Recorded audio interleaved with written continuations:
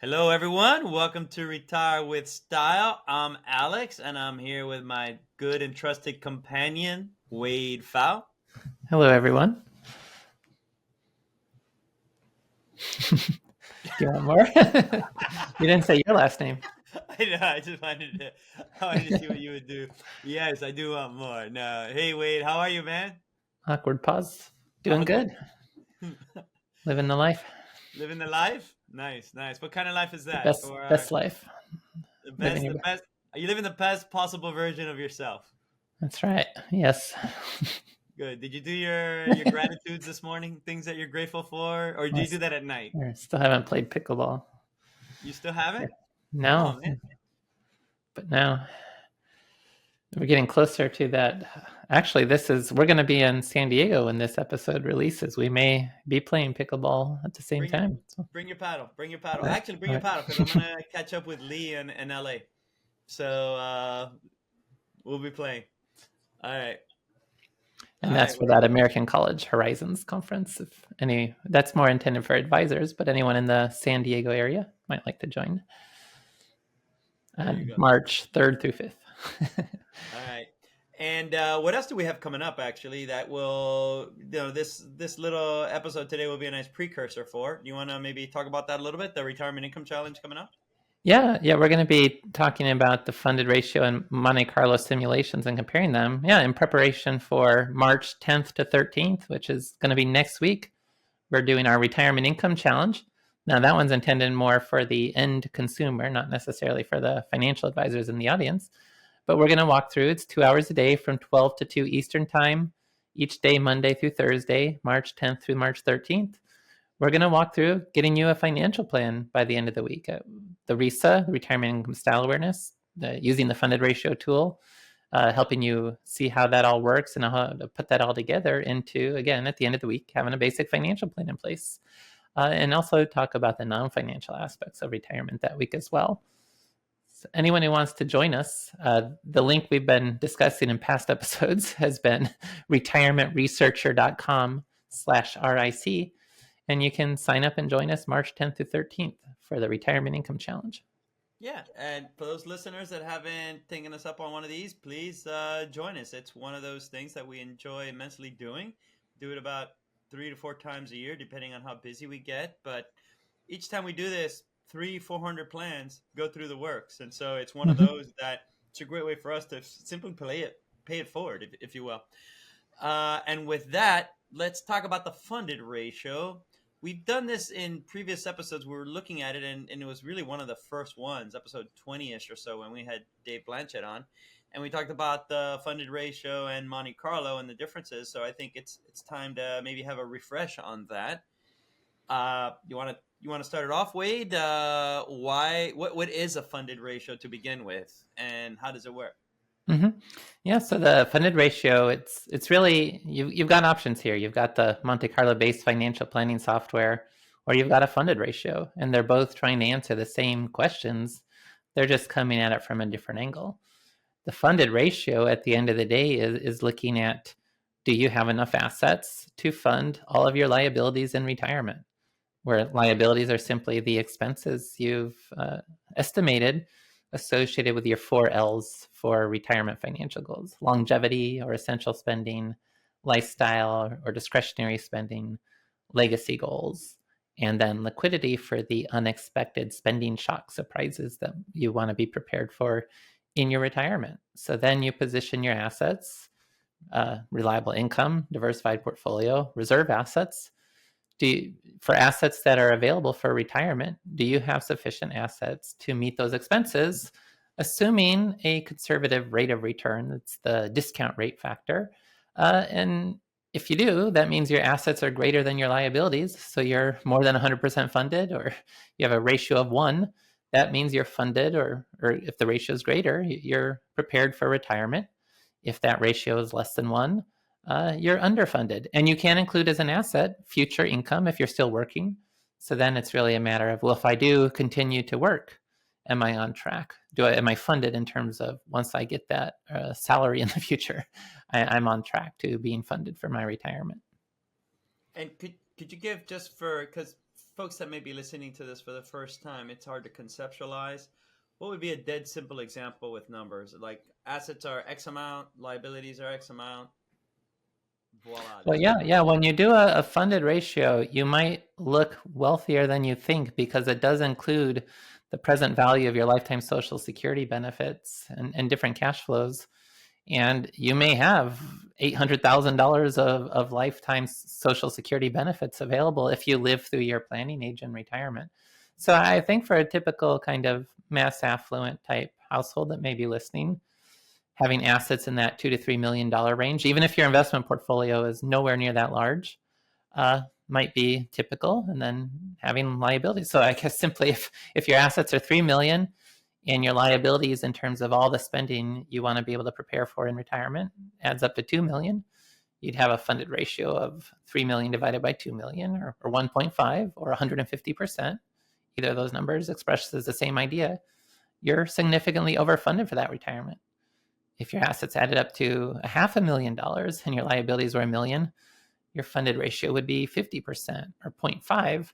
And that would be a cause for concern because you have about $500,000 of liabilities you'd like to be able to cover in retirement, but that you don't have any assets ready to provide that spending power. So let's take the Social Security comment, and I want everyone to make sure they understand this, simply because if you're retiring, if you're retired, you're taking Social Security, you're 75, and you want to figure out what your asset base is.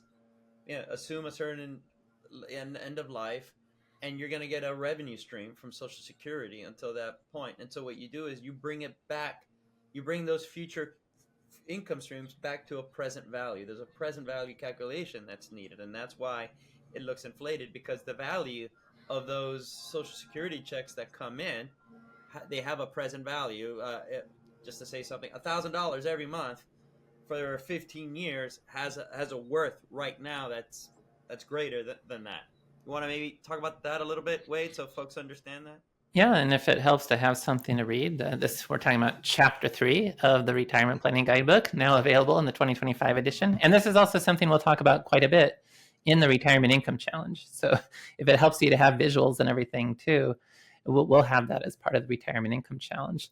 But yeah, that's the idea. The way I like to explain present value, it's how much would you need to have set aside today so that if it grew with whatever interest rate, discount rate you're assuming, you could take distributions from that to meet what we're talking. So in the case of Social Security, if I'm getting $1,000 a month, I need, how much assets would I need to have set aside today, where if it's growing at, say, a 4% a year, whatever the discount rate is, I could take the distribution covering that $1,000 a month, and I would not run out until precisely the end of the financial plan. And the present value of my Social Security, or how much that Social Security is worth today, would literally just be the exact amount needed to fund the future Social Security benefits with my assumptions about longevity and interest rates.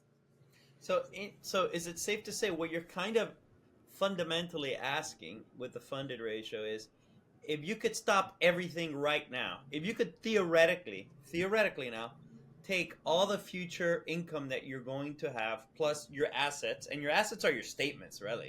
If from an investment asset standpoint, you just look at your statement and it is what it is in that moment in time. Mm-hmm. So if you could take all of that, turn it into someone, and exchange it for paying off your bills until you die, if you're above that ability, then you're good. You can stop immediately because you have enough to fund your lifestyle going forward. Is that is that an accurate answer?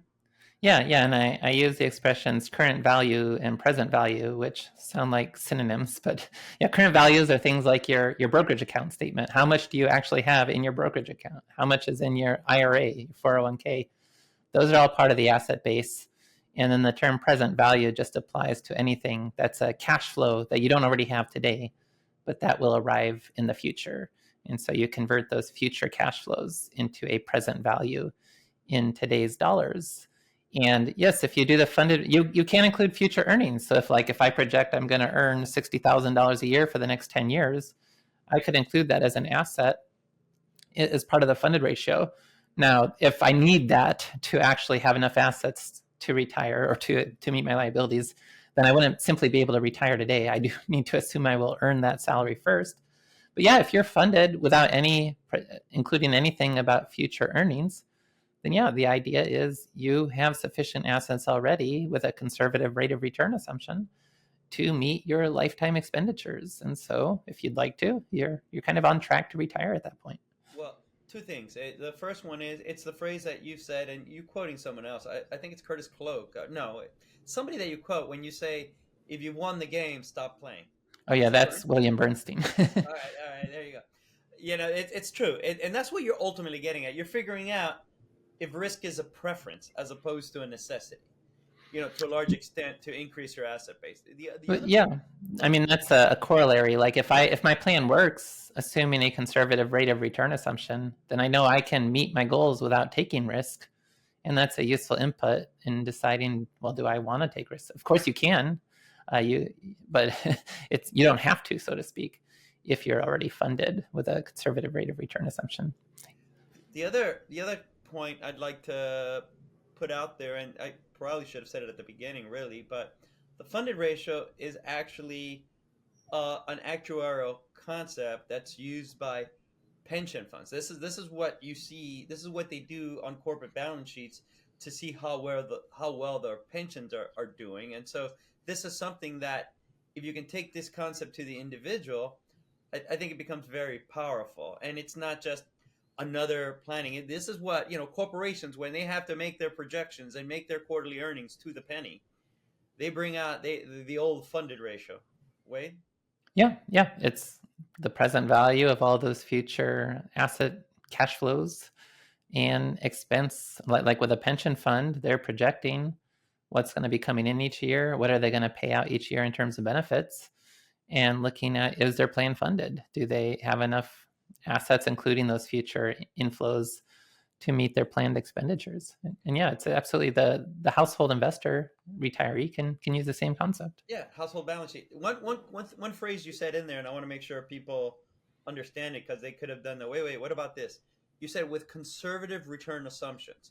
Now, conservative return assumptions, that's all baked in when you're taking present value. When you're Mm-hmm. getting a present value calculation. Right now, we're just thinking, okay, what's the risk-free rate? What's inflation potential or something like that? Bring it down to present value. But you have some wiggle room where you can play around with that discount rate. Yeah, you can change the discount rate the way we like to set things up. And so in Retirement Planning Guidebook for 2025, at the start of the year, we like to base it on tips and treasuries and where the market was.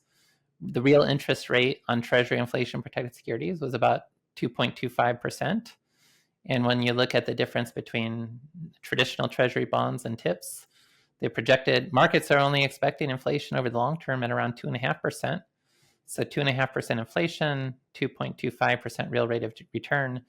When you do the precise calculation of blending those together, that's a 4.8% or 4.81% interest rate. And that's the discount rate I use in the book.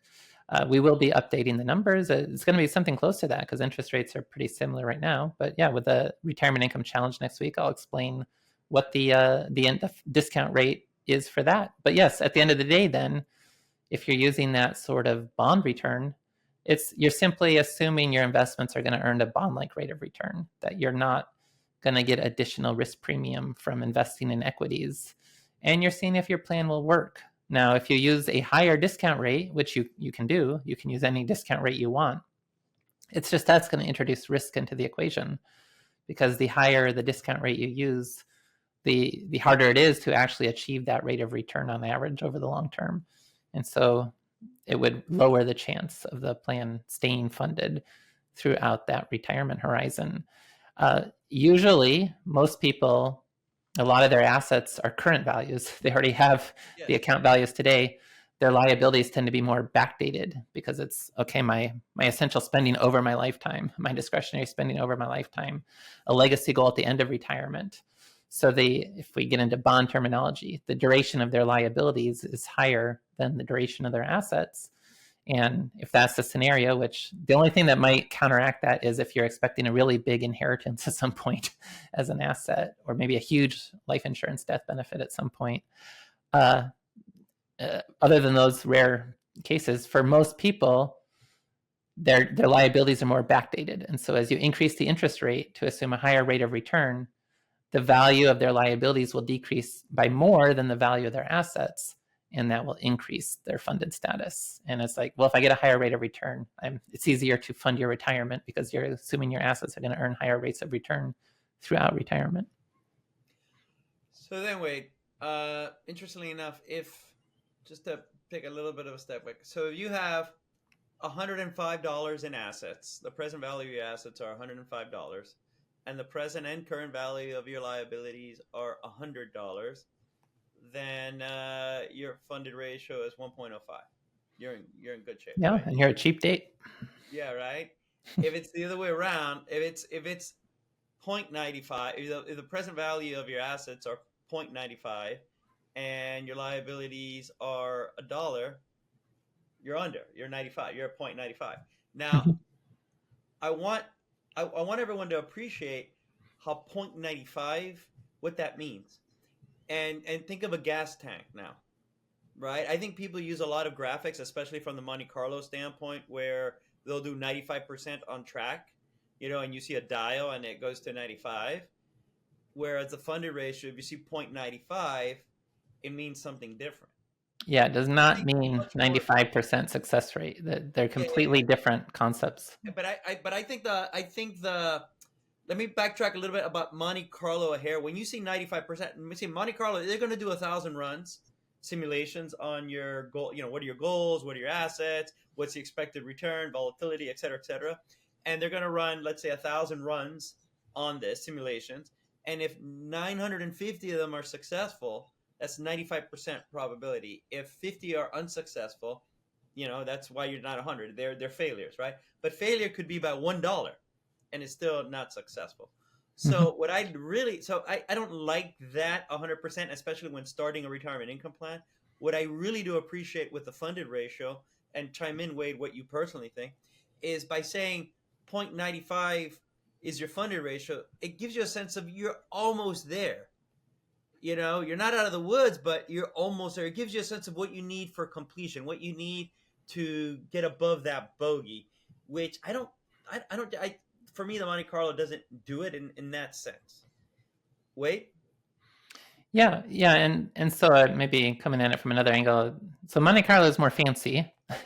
That doesn't mean it's better. It doesn't mean it's worse. Like, no judgment on Monte Carlo. It's a perfectly fine approach. But the reason I prefer the funded ratio as a starting point, and just more broadly, like I started by saying they're coming at the problem from just a different angle.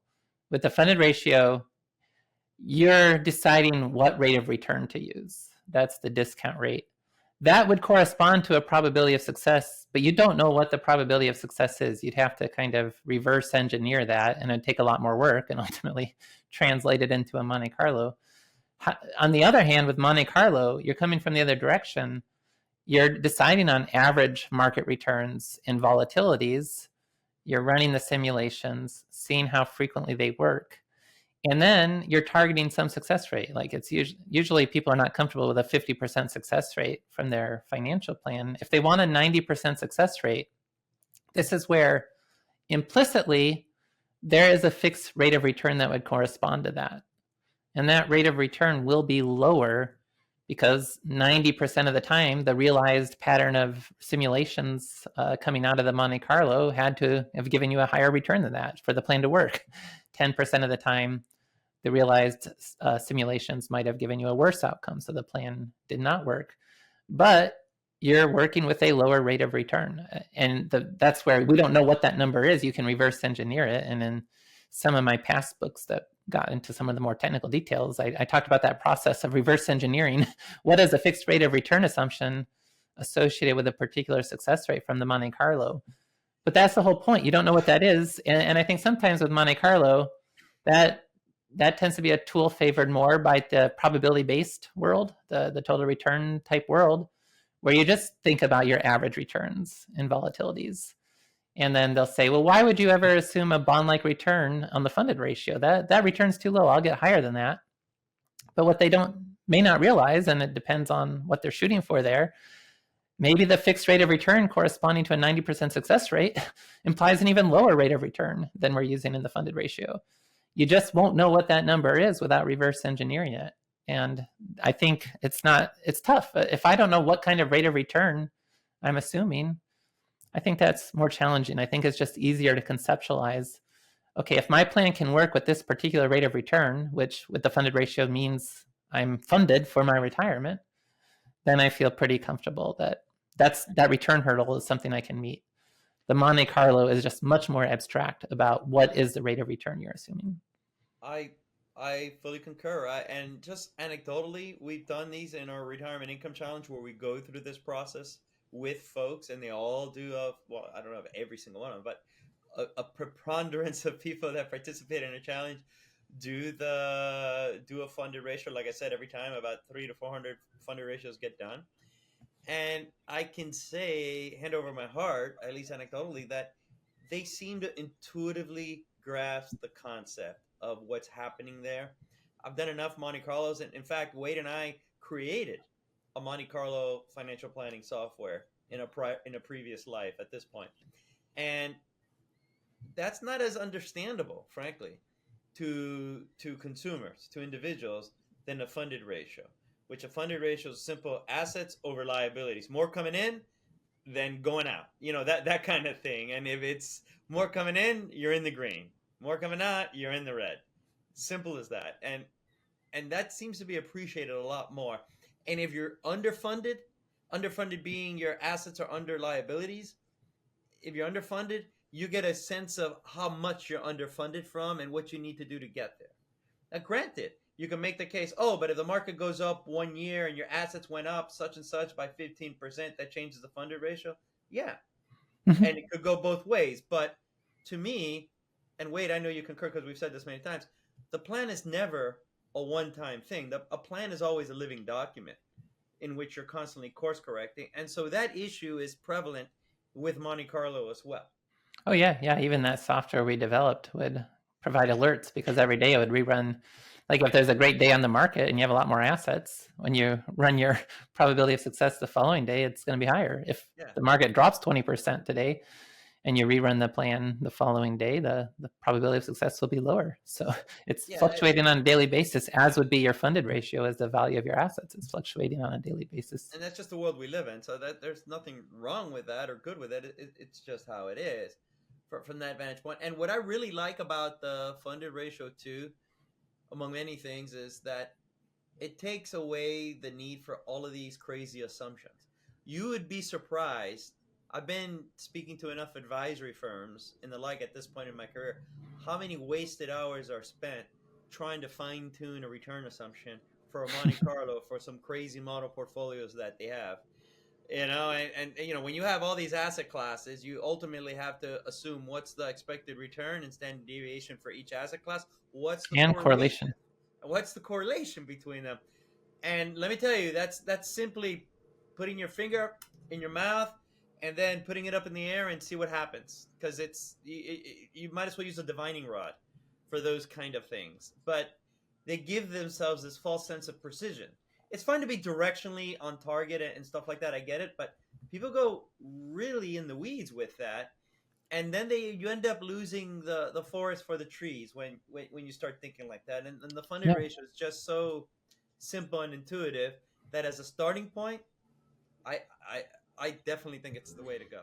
Yeah, and I wrote that article with Massimo Young for Advisors Perspectives, where he kind of motivated it more, where he collected all these capital market assumptions from different financial firms and showed how dramatically different the Monte Carlo financial probability of success for a financial plan varies based on small differences in those capital market assumptions. Like if I'm assuming bonds will average 10% a year instead of 9%, that can have a big impact on what the probability of success is with the financial plan. And so there's so much uncertainty, and especially as you're talking about multiple asset classes.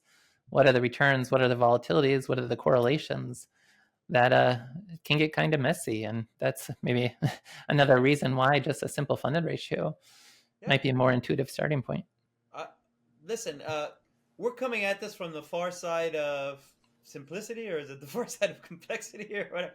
We've come full circle with all of this stuff, and we realize this is the way to go on many levels, at least as that starting point. Wade, what would you say? When would Monte Carlo be appropriate? I think maybe what you're going for there, based on the Hey, the I know notes what you I'm had going for, prepared. Wade. Don't put So words in my mouth, man. Go. now we've got lots of tools in our Retirement Researcher Academy, and so we prepared a payroll calculator, which Exactly. allows you to do a variable spending strategy for any kind of well, with to be clear, with a funded ratio, you can't implement a variable spending strategy in your funded ratio. You're just assuming this is how much I'm going to spend every year. With Monte Carlo, now most commercial financial planning software doesn't do this, and that was one of our big innovations back with that tool you and I first worked together on more than 10 years ago. We had variable spending strategies in there. That's still something, I know there's some firms today that have introduced that, but it's still rare to see a variable spending strategy. But that's where it's the amount you're going to spend is based on market performance. If markets do well, you increase your spending. If markets do poorly, you decrease your spending. And there's a whole host of variable spending strategies that have been offered on how to best manage those fluctuations. So we created a payroll calculator that lets you look at that. That's a good use of Monte Carlo, but that would be something you would tend to use more for your discretionary spending, because the whole idea with longevity and lifestyle, you don't have that kind of discretion to fluctuate the essential expenses. Those are fixed expenses you have to meet. But when it comes to expenses that are more discretionary, if markets do well, I'll go to nicer restaurants and go on another vacation. If markets do poorly, I'll tighten my belt for the next year. Is that why I That's saw you at the Sizzler the other day? Is that why you were yeah. at the Sizzler? No, markets have been doing well. I should be not at the Sizzler. Got to go to someplace fancy like Denny's. Denny's. I thought you were a Waffle House guy. Applebee's. But yeah, that's the idea there, that Monte Carlo could help with a more variable type strategy that would be more for the discretionary piece, not necessarily for the overall spending goal. All right, Wade. And if somebody's thinking about putting a funded ratio together, obviously, look, we're going to do this in the Retirement Income Challenge. Sign up. I mean, take advantage of this. We're going to be there hand in hand with you. But if someone is like, I don't got time for that, I can do this on my own, what type of information do they need to gather? So 95% of the work with developing a funded ratio tool is the tax calculations. They are massive headaches, especially if you're trying to pay taxes in the same year, because you have the problem that you have to pay taxes on the amount you distribute to pay your taxes, but then you have to pay taxes on the amount you just distributed to pay your taxes, but then you have to pay taxes on, there's a loop, and it makes it Do not ever engage a Sicilian in a land war. yeah, it makes it very complicated. All your other cash flows are present values, and that's not all that complicated to calculate those present values. You can use the NPV function in Excel. It's the tax calculations that are going to drive you to madness, and that require 95% of the efforts with the funded ratio tool creation. All right, so there you go. Join us Have at a the Retirement Income Challenge. Make your life a lot easier.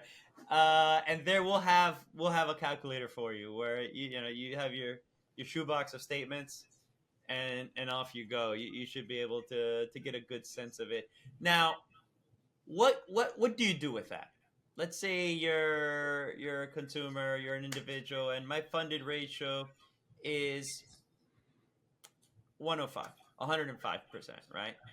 But then you break down your discretionary and your essentials. You want to just look at your essential expenses. You want to look at your discretionary expenses. So you have you have a general funded ratio, but then within that you have, for discretionary, you're pretty good, but for essentials you actually have a significant shortfall. And add one more wrinkle: your RISO profile is income protection. Right. And this is where the reason we include the Retirement Income Style Awareness, or RISA, as part of the Retirement Income Challenge, is that's what speaks to if you have shortfalls. And yeah, the typical scenario is for people who have some savings, they may be underfunded with reliable income assets to meet their longevity or essential expenses, but then they're overfunded with the diversified portfolio when it comes just to meeting their discretionary expenses and legacy goals. And so what do they want to do in that scenario? Well, if your income protection, if your total returns, you may not, you just want to look at the totals of those. But if your income protection, that's where having a conversation around like a commercial annuity product might be meaningful as a way to reallocate some of that diversified portfolio into reliable income so that you're fully funded for your essential expenses. And if that helps you sleep better at night and be less worried about outliving your assets, that can be a very powerful approach to take. And so the funded ratio tool lets you see that breakdown, at least ours, our funded ratio tool lets you see that breakdown between funded status, essential, reliable income to essential, diversified portfolio to discretionary and legacy, and then also reserve assets to contingencies or spending shocks. And this is a tie-in to the last episode where we talked about the retirement income optimization map, where Right. you Putting the stack numbers. your assets by sorry, you stack your assets with like the essential expense, assets earmarked for essential expenses, assets earmarked for discretionary expenses, and then assets earmarked for reserves. And so you want to make sure those are all congruent with potential liabilities around that. And so there's a global funded ratio, and then you take mini funded ratios to make sure those categories are aligned properly. And so we'll break that down for you as well. Mm-hmm. And also, just to be clear, the funded, if you're 100% funded, that's not a guarantee of retirement success because we already noted how your funded ratio can fluctuate based on if markets go down, suddenly your assets are worth less. You're not funded anymore. So it's really the funded ratio incorporates retirement risk, longevity. You put in the planning age, whether that's 95 or 100, an age that you're assuming you're not going to outlive. The market volatility, you manage that risk by assuming you're not getting higher returns in the stock market. You'll just get a bond-like rate of return. And then the spending shocks are you can enter your contingency liabilities. What do I want to be prepared for, like with a long-term care event and so forth? And of course, the any contingency could end up being more expensive than you had planned for. But then based on what you've entered as your liabilities and based on your planning age and based on the discount rate, that's where you're seeing at this moment in time, do you have sufficient assets to meet your liabilities? And the higher that funded ratio is, going back to the Monte Carlo again, the higher your probability of success would be. It's just you don't know exactly what the probability of success is. Yeah, I don't think you're personally. I don't, and there's no like magic number here, but personally, I would like to see it tipping 115%. Yeah, and we'll For me talk to start about breathing a little easier. That's yeah. my own self. What about you, Wade? Well, yeah, I mean, we'll talk about guidelines around that. That we talk about you're still constrained even if you're up to 105 or 110%, Yeah. and that's just a matter of. I don't think there's any one fixed answer, but it's another kind of round of cushions or reserves of well, I want to be a bit overfunded to help build in a buffer that if markets do go down, I don't want to flip to underfunded. Wade, I've got an interesting question here that I think it's interesting. We'll see. But okay, consumers could be thinking, if I go to my Schwab site, if I go to Fidelity, if I go to whatever, Dinky Town calculators and the like, I don't see anything for a funded ratio. But I see a lot of like simple Monte Carlo runs, that kind of thing. So the fact that there isn't a funded ratio here makes me think that what we've just said is hooey because look, all these people aren't doing it. And frankly, I have an advisor and my advisor just shows me Monte Carlo runs, never a funded ratio. And if what you're saying is true, then logic would dictate then that I would have been presented a funded ratio by all of these so-called sort of professionals, if you will. What's your or an advisor's listening thinking, I don't even know one commercially available funded ratio software for advisors, and markets work. And if this was a solution that I should be looking into, I would think they would already have an offering for me. Fair enough. I don't know. I guess there's been some hurting towards There was an article published in the Journal of Financial Planning in 1997 that encouraged advisors to start using Monte Carlo. And there's nothing wrong with Monte Carlo, to be clear. But I think, yeah, that led to a lot of software development in the Monte Carlo space. It's just a different way of looking at things. And Monte Carlo can go wrong. That's where some of those simplistic calculators that you may find on financial service firms' websites, I'm thinking in particular Vanguard's nest egg calculator is guilty of this. They just base everything on historical data. You plug in historical average returns, volatilities, calculate a success rate on a spending stream. It's much less comprehensive than a funded. Maybe that's part of the problem. The funded ratio lets you really input all your assets, all your liabilities. Most of the simple Monte Carlo based planning softwares that you might find on different websites are really just more the 4% rule style. Put in a spending goal. Maybe you can put in simulate market return assumptions, but probably not. They may just be baked in, and they may not even show you what they are very easily. And then it tells you the success rate for that spending goal based on the amount of assets you have. Most Monte Carlo software like that as well completely ignores taxes. Our funded ratio does include taxes. It's yeah, I guess you make a good point. It does seem like the profession did go in the direction of using Monte Carlo. Maybe it's time to course correct and talk more Yeah, about. no, my answer, frankly, is I don't care what those people are doing. I've done the research. We've done the research. We've created a Monte Carlo plan. We're agnostic. There's a place for it every so often, but the reality is, we've done enough of these that we feel very good about this. And frankly, when it's no longer an accumulation based thing, and you're talking about retirement income, I draw the analog to these huge corporations that have pensions that they can't get it wrong.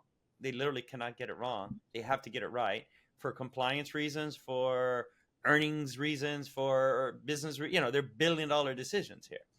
And frankly, they fall back on funded ratio. They don't go into Monte Carlo based plans for funding their pensions or not. Bottom line, follow the money, right? And when you're talking now, the importance of being right is seminal. Funded ratio is the way to go, as far as I'm concerned, at least as that starting Yeah, point. and the funded ratio is connected to reality. I was just talking to a reporter about going back a few years with TIPS. We had negative real yields. Like it was late 2021. You had the long-term average TIPS rate was about negative 0.6%, which translated into a 30-year sustainable spending amount of just slightly over 3%. Today, TIPS yields are around that 2.3, 2.4 range, talking about a 4.6 to 4.7% initial withdrawal rate being sustainable over 30 years.